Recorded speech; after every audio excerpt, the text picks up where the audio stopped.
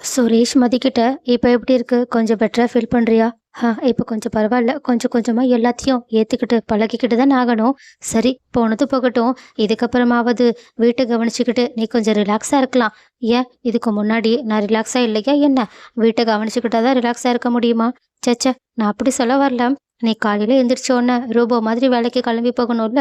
So அது உனக்கு கஷ்டமா தானே இருந்திருக்கும். நானே பாரு என் வேலையில கூட எப்படா லீவ் கிடைக்கணும்னு சொல்லிட்டு பார்த்துக்கிட்டு எதிர்பார்த்துக்கிட்டே இருக்கிற மாதிரி இருக்கும். ஆனா இப்ப பாரு உனக்கு ஃபுல்லா லீவ் தான். நீ ஜாலியா இருக்கலாம். என்ன கரெக்டு தானே? அது கரெக்டு கிடையாது. ஏன்னா நான் என் வேலையை ஆசைப்பட்டு செஞ்சேன். நான் சண்டே சாட்டர்டே கூட காலேஜுக்கு போகணும்னு தான் ஆசைப்பட்டேன். ஆனா இப்போ என்னால அந்த காலேஜுக்கு போகவே முடியாதுன்னு நினைக்கும் போது எவ்வளோ கஷ்டமா இருக்கு தெரியுமா? இதெல்லாம் ஆசைப்பட்ட வேலையை கிடைச்சி அதை இழந்தவங்களுக்கு தான் தெரியும். சுரேஷோடனே இது எனக்கு ஏற்கனவே தெரியும். ஏன்னா, உன்னால நான் ஒரு தடவ என்னோட கனவு வேலைய இழந்துட்டு தனியா நின்னனே! அப்பவே எனக்கு நல்லா புரிஞ்சிடுச்சு. பட் இருந்தாலும் உன்ன சமாதானப்படுத்துறது எப்படின்னு தெரியாம, இப்படியெல்லாம் சொல்லிட்டேன். நான் சொன்னது தப்பு தான். புரிஞ்சுக்கிட்டேன். நீ எவ்வளோ வருத்தத்துல இருக்கன்னு எனக்கு புரிஞ்சிருச்சு. ஆனா, இது எல்லாமே கண்டிப்பா சரியாயிடும். நீ வேணா பாரு, உனக்கு இருக்கிற திறமைக்கு கண்டிப்பா உனக்கு ஒரு நல்ல இடத்துல வேலை கிடைக்கும். ஓ! உங்க வாயிலேருந்து இவ்ளோ நல்ல வார்த்தைலாம் வருது. கொஞ்சம் பெட்டரா தான் இருக்கு. தேங்க்ஸ். நான் கண்டிப்பா வேலைக்கு ட்ரை பண்ண தான் போறேன்.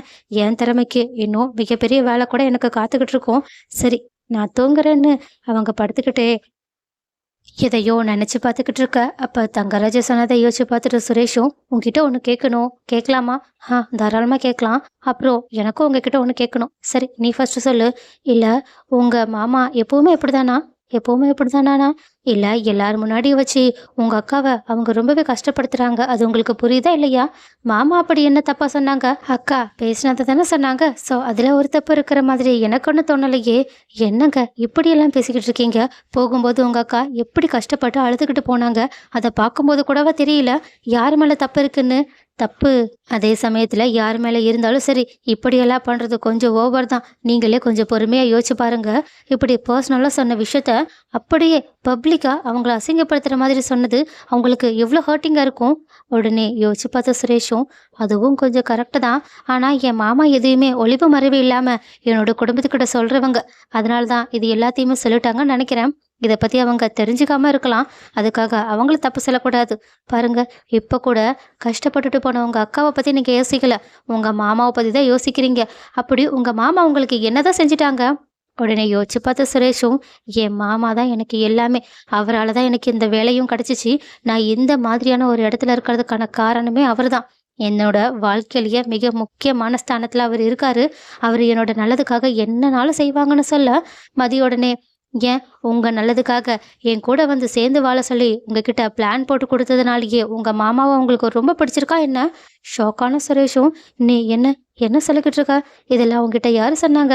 "இதெல்லாம் எனக்கு ஏற்கனவே தெரியும். லாஸ்ட் டைம் உங்க மாமா வீட்ல தங்கிக்கிட்டு இருக்கும்போது, நீங்களும் உங்க மாமாவும் பேசிட்டு இருந்தத நான் நல்லாவே கேட்டேன். ஆனாலும் அவங்க அப்படி ஒரு வார்த்தைய சொல்றாங்க. இல்லன்னா அவங்கள அப்படி பண்ண சொல்றாங்கன்னா, உங்களுக்கு எப்படி கொஞ்சம் கூட சுய புத்தியே கிடையாதா என்ன? அப்படியே உங்க மாமா பண்றது, உங்க மாமா சொல்றது தான் சரின்னு சொல்லிட்டு, கண்மூடித்தனமா நம்பிக்கிட்டு, முன்னாடி இருக்கிறவங்களோட மனசுக்குள்ள எப்படியெல்லாம் வலி இருக்கு, ரணம் இருக்குன்றத புரிஞ்சுக்காம, நீங்க எப்படி இப்படி முட்டாள்தனமா நடந்துக்கிறீங்க? இங்க பாரு மதி, கொஞ்சம் பார்த்து பேசு. என்ன முட்டாள்னு சொல்லிக்கிட்டு இருக்க? ஆமா, நீங்க முட்டாள் இல்லாம வேற யாரு? சுய புத்தியோட யோசிக்கிறவங்க மட்டும் தான் அறிவாளி. மத்தவங்க பேசுறது, மத்தவங்க செய்யறது மட்டும் தான் சரின்னு சொல்லிட்டு, அவங்க சொல்றத அப்படியே கொஞ்சம் கூட யோசிக்காம செய்றவங்களுக்கு பேரு முட்டாள் தான். என்ன பொறுத்தவரைக்கும் என் பார்வையில இதுவரைக்கும் நீங்க அறிவாளியா தெரிஞ்சதே கிடையாது. ஒவ்வொரு டைமும் உங்க மாமாவோட பேச்ச கேட்டு பண்ற ஒவ்வொரு விஷயத்தாலயும் நீங்க தான் அசிங்கப்பட்டுக்கிட்டு இருக்கீங்க. முக்கியமா என் முன்னாடி நீங்க ரொம்ப பெரிய முட்டாளா தெரிஞ்சுக்கிட்டு இருக்கீங்க. இப்பயாவது கொஞ்சம் நிதானமா யோசிச்சு பாருங்க. உங்க மாமா இப்ப கூட வேற ஏதாவது என்ன பத்தி சொல்லிட்டு போயிருக்கலாம்.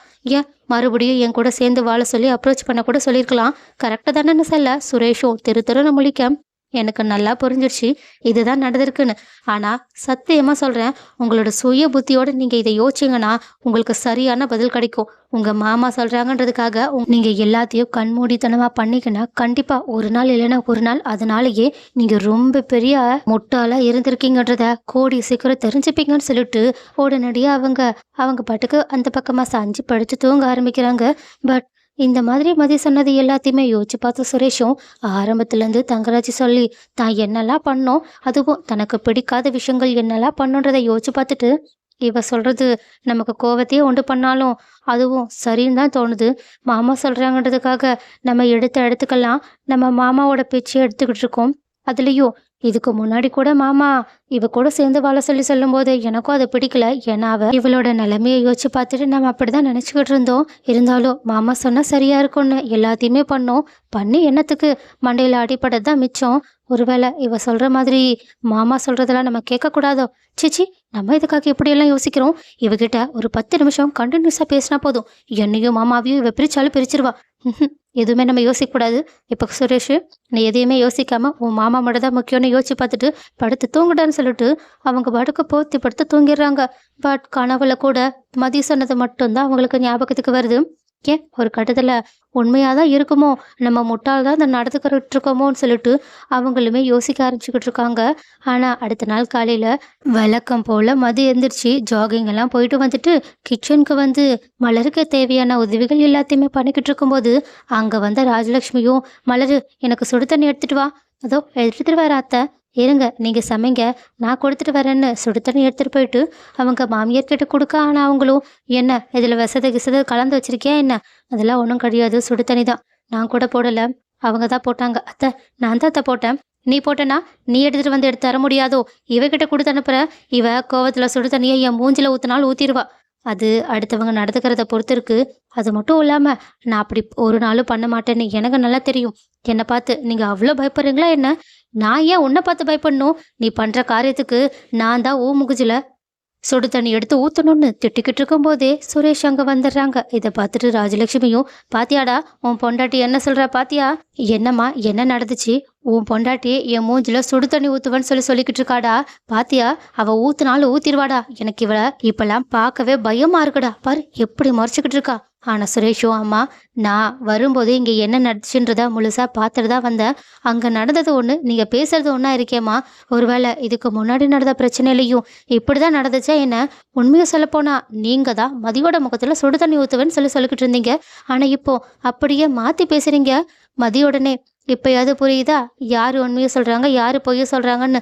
இதுக்குதான் 2 தரப்பு நியாயத்தையும் கேட்டு விசாரிச்சு முடிவு பண்ணணும்னு சொல்றது. இப்படி ஒரு தரப்பு மட்டும் கேட்டா அவங்களுக்கு சாதகமாக தான் எல்லாத்தையுமே சொல்லுவாங்க. என்னடா நீயும் உன் பொண்டாட்டி கூட சேர்ந்து நான் தான் தப்பு பண்ணேன்னு சொல்ல வரியா? அம்மா, நான் அப்படியெல்லாம் சொல்ல வரலம்மா. யாரு மேல வேணாலும் தப்பு இருந்துட்டு போட்டும். ஆனா நடந்த மாதிரி சொல்லாம நீங்க ஏம்மா வேற மாதிரி சொல்லிக்கிட்டு இருக்கீங்க? எனக்கு தெரிஞ்சு உங்களுக்கு வயசாயிடுச்சுன்னு நினைக்கிறேன். அதனாலதான் இப்படி எல்லாம் மாத்தி மாத்தி பேசிக்கிட்டு இருக்கீங்க. யாரடா வயசாயிடுச்சுன்னு சொன்ன? அம்மா கோவப்படாதீங்க, நான் உண்மையை தான் சொல்லிக்கிட்டு இருக்கேன். உங்களுக்கே தெரியாம என்ன நடந்துச்சுன்றத நீங்க மாத்தி சொல்லணும். அப்படி இல்லைன்னா தெரிஞ்சே இப்படி எல்லாம் பண்ணிக்கிட்டு இருக்கணும். அப்படி தெரிஞ்சு பண்றதா இருந்தா நீங்க ஏன் பண்ணணும்னு நான் தான் கோவப்படணும். எல்லாத்துக்கும் மேல மதி இப்படி என்ன பண்ணா? உங்களுக்கு சுடு தண்ணி எடுத்துட்டு வந்து கொடுத்தா, அது ஒரு தப்புன்னு இதை போய் இவ்வளவு பெரிய பிரச்சனை ஆக்கிக்கிட்டு இருக்கீங்க. அப்ப இதுக்கு முன்னாடியும் காஃபி டம்ளரை வச்சு அவ்வளோ பெரிய பிரச்சனை பண்ணது நீங்களா தான் இருக்கும்.